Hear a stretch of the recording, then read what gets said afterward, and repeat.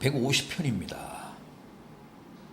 그런데 그 중에서 약 절반, 정확히는 72편이 다윗의 시고,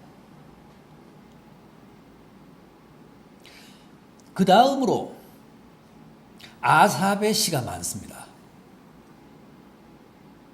다윗의 시가 가장 많고 한 절반가량 되고, 그 다음이 아삽의 시인데 시편 73편부터 83편까지는 다 아삽의 시입니다. 시편 전체에서는 아삽의 시가 약 12편 정도 됩니다. 오늘 본문인 이 시편 50편도 아삽의 시입니다. 그 50편 표제어를 보십시오. 아삽의 시 그렇게 되어 있습니다. 아삽이 누굽니까? 아삽은 레위인 출신인데 성가대장이었습니다. 하나님 성전의 성가대장이었습니다. 다윗 왕 시대 때는 하나님을 찬양한 성가대가 3개가 있었는데, 아삽은 헤만, 에단과 더불어 그 3개의 성가대 가운데 하나를 지휘했던 성가대장이었습니다. 그런데 오늘 본문의 경우는 성가대장의, 성가대 지휘자의 시치고는 내용이 좀 격합니다. 주제도 정서적인 게 아니라 서정적인 게 아니라 성전을 드나드는 이스라엘 백성들의 신앙적인 모순과 문제를 지적하고 고발하는 좀 거친 내용으로 되어 있습니다. 이 50편 3절을 보십시오. 우리 하나님이 오사 잠잠하지 아니하시니 그 앞에는 삼키는 불이 있고 그 사방에는 광풍이 불리로다. 또 6절도 보십시오. 하늘이 그의 공의를 선포하리니 하나님 그는 심판장이시미로다.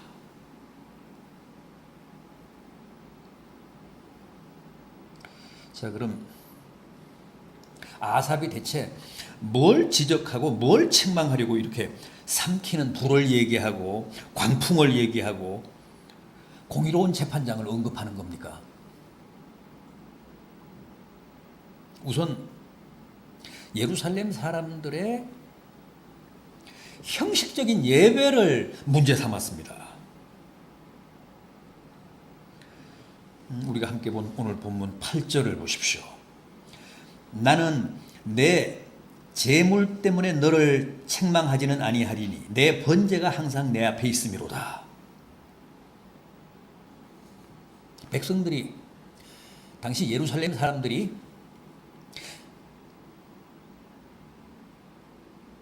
제사를 안 드린 것은 아닙니다. 내 번제가 항상 내 앞에 있다고 합니다.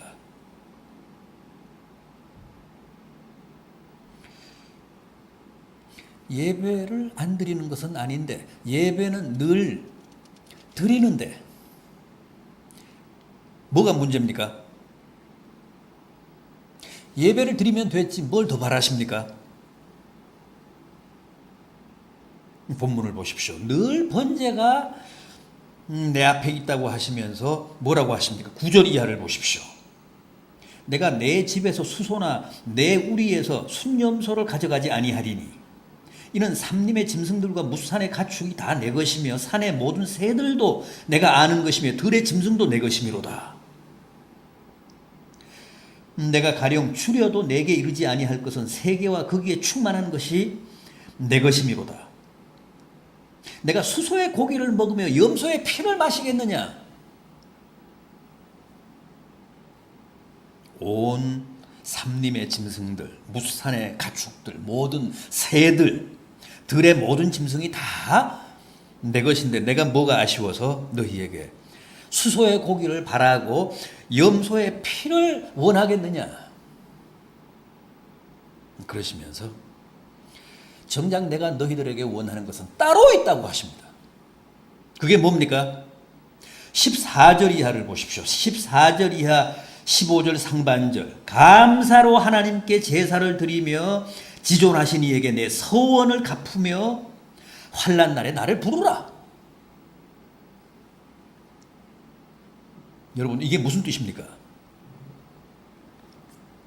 하나님이 우리에게 바라시고 기대하는 것은 절대 형식적인 제사가 아니라고 합니다. 의식적인 제사가 아니라고 합니다. 하나님이 원하시는 것은 결코 수소의 고기나 염소의 피가 아니라고 합니다. 맞습니다.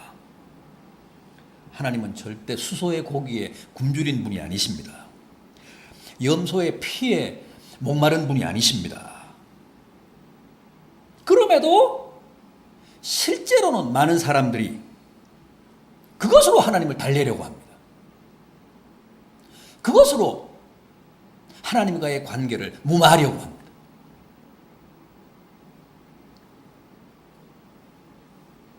그런 형식적인 제사와 제물로 내가 하나님께 드릴 제사를 다 드렸다고 생각합니다. 내가 바칠 제물을 하나님께 다 바쳤다고 생각합니다.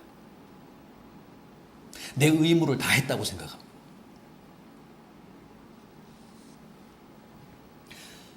제발 그런 착각을 하지 말라고 하십니다. 결코 그런 게 아니라고 하십니다. 하나님이 원하시는 것은 수소의 고기가 아니라 감사라고 합니다.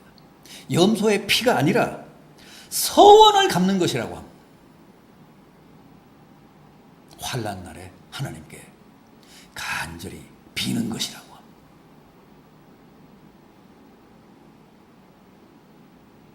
그럼에도 이스라엘 백성들은 그런 것들은 다 저버리고 오로지 의식으로 수선을 떨고 형식으로 하나님을 예배한다며 요란을 피우고 있다는 겁니다.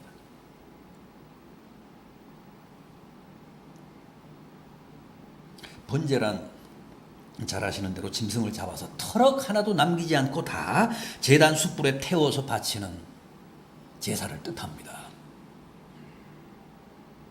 그런데 그것은 곧 내 몸, 내 생명, 내 존재를 몽땅 죽게 바친다는 헌신을 상징하는 제사입니다. 그런데 늘 번제를 드린다며 수선을 피우지만 정작 헌신이나 희생은 없었다는 겁니다. 짐승은 잘 바쳐도 자신을 드리는 헌상은 없었다는 거예요.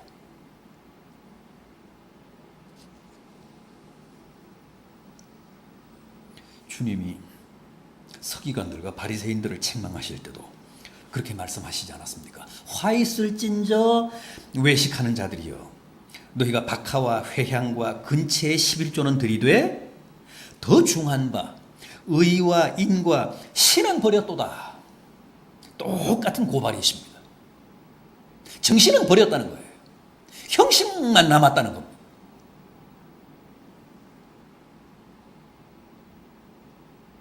이사야 1장 11절입니다. 너희의 무수한 재물이 내게 무엇이 유익하뇨? 나는 수양의 번제와 살찐 짐승의 기름에 배불렀고 수송아지나 어린 양이나 수염소의 피를 기뻐하지 아니하노라. 우리는 하나님께 제물만 드리면 하나님이 다 좋아하실 줄 알았는데 이제 질렸다, 물렸다.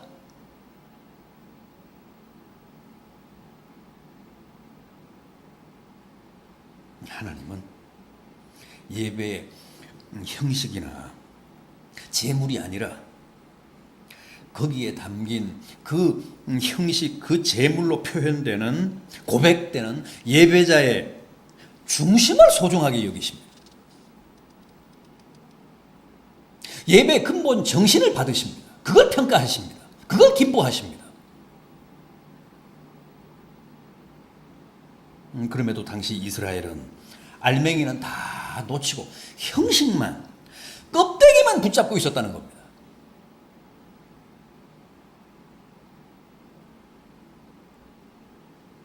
무늬만으로 예배를 드리고 예물을 드렸다며 안심하고 돌아갔다는 거죠.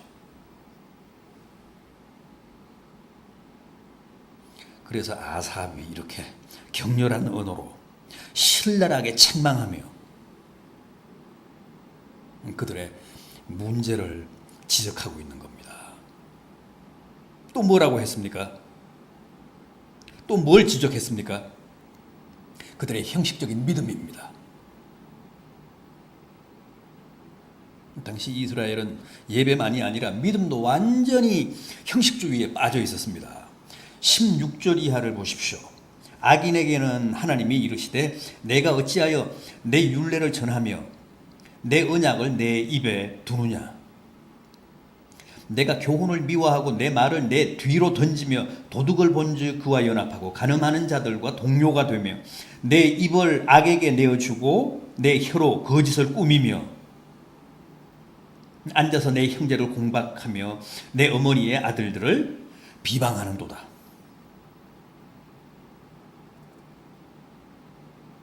이 말씀을 보십시오. 주의 율례를 전하고 주의 언약을 입에 달면서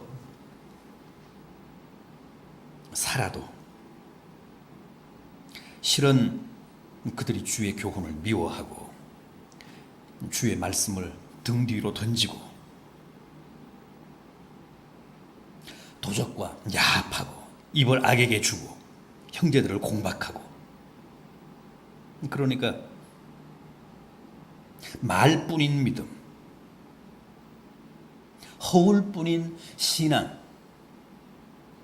전혀 행함이 없는 죽은 믿음이 당시 이스라엘의 믿음이었다는 겁니다.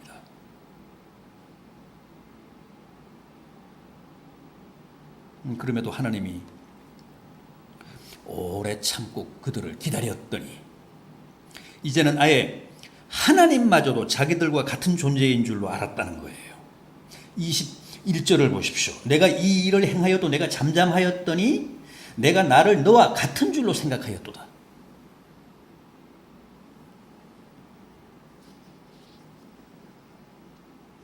그래서 너를 책망하고 내 죄를 내 눈앞에서 낱낱이 드러내리라며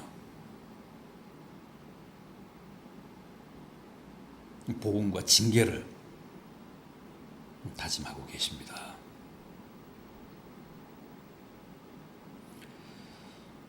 여러분, 행함이 없는 허울만의 믿음은 이렇게 주님의 분노를 삽니다. 하나님의 징계를 자초합니다. 누구도 하나님의 눈을 속일 수는 없습니다. 우리가 아무리 교회를 드나들고 번제를 드리고 주의 율례와 말씀을 입에 달고 살고 그럴듯한 몸짓과 표정을 지으며 경건한 척해도,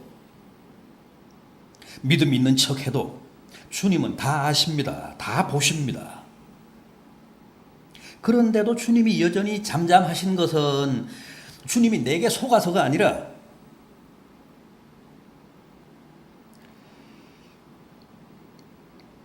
오래 참고 계시는 겁니다. 주님이 즉각적으로 책망하시지 않고 징계를 베풀지 않으시는 것은 지금 내 믿음이 제대로 된 것이라는 뜻이 아니라 이제나 저제나 하며 기다리고 계시는 겁니다. 주님이 내게 속고 계신 게 아니라 내가 내 자신에게 속고 있는 겁니다. 주님은 우리를 속속들이 꿰뚫어 보고 계십니다. 우리의 예배며 우리의 믿음을 훤히 다 들여다보고 계십니다. 우리의 예배가 형식뿐인 줄을 주님은 우리보다 먼저 알고 계십니다. 우리의 믿음이 허울뿐인 죽은 믿음인 줄을 주님은 먼저 알고 계십니다. 다만 오래 참고 계실 뿐입니다.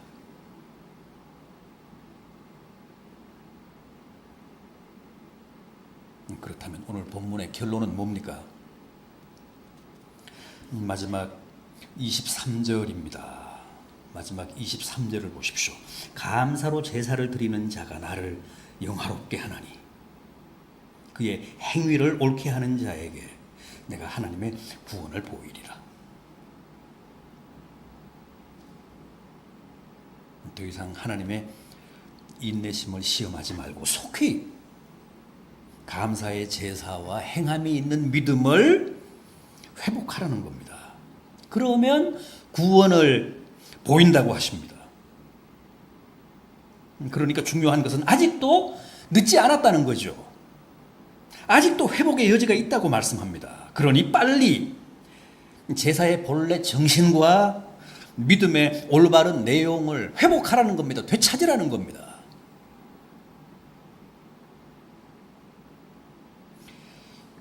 우리는 누구나 예배와 믿음에 있어서 외식주의나 형식주의에 빠지기가 쉽습니다. 조금만 방심해도 조금만 긴장을 풀어도 나태해지고 내성이 생겨 무감각해지고 매너리즘에 빠지게 되고 사고방식이 굳어져서 자칫 근본 정신과 근본 내용을 놓치기가 쉽습니다. 요즘처럼 무더운 여름철에는 그런 현상이 더욱 심해집니다. 정신을 차립시다. 부디 예배를 회복합시다. 형식주의, 의식주의 말고 예배의 참된 정신을 되찾읍시다. 믿음의 진정한 내용을 회복합시다. 행함이 있는 삶 믿음을 되찾읍시다. 하나님은 그런 자에게 분명 내가 구원을 보이겠다고 하셨습니다. 진정한 예배, 참된 믿음으로 올 여름에도 꼭 주님의 구원을 보는, 주님의 구원을 만나는 복된 성도들 되시기를 진심으로 기원합니다. 기도하시겠습니다.